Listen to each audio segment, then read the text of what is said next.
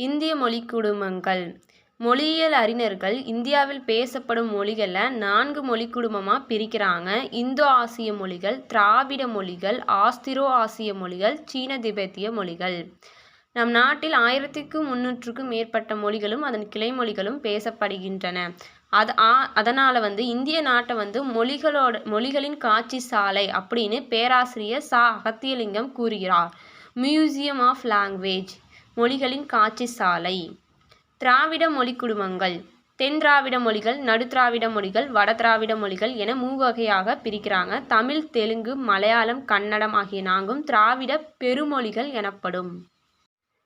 India முழுவதும் பரந்து விரிந்திருந்த பழம்பெரும் நாகரிகத்தை தான் திராவிட நாகரிகம் அப்படின்னு சொல்கிறாங்க. திராவிடர் பேசிய மொழியே திராவிட மொழியாகும். திராவிடம் என்னும் சொல் திராவிட நாடு என்னும் பொருளை தருகிறது.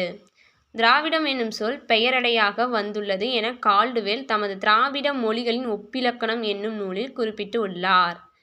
குமரிலப்பட்ட திராவிடம் என்னும் சொல்லை முதல்ல உருவாக்குனாங்க.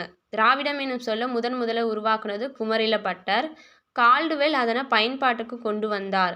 மொழியியல் அறிஞர் தமிழையும் அதன் கிளைமொழியான மலையாளம், தெலுங்கு, கன்னடம் ஆகிய தென்னிந்திய மொழிகளும் தமிழியன் அல்லது தமிழிக் என்று வழங்கினர்.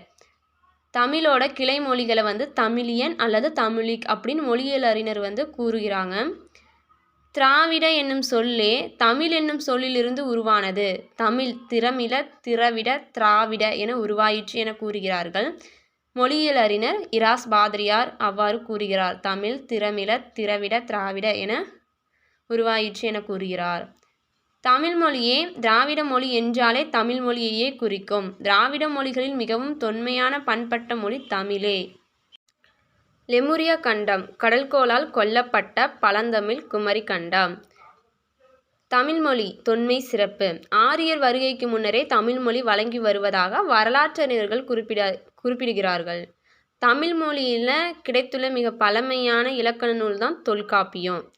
திராவிட மொழிகள் அனைத்துக்கும் மூலமான மொழியை முன்னை திராவிட மொழி, மூல திராவிட மொழி, தொன்மை திராவிட மொழி என பல்வேறு சொற்களால் குறிப்பர்.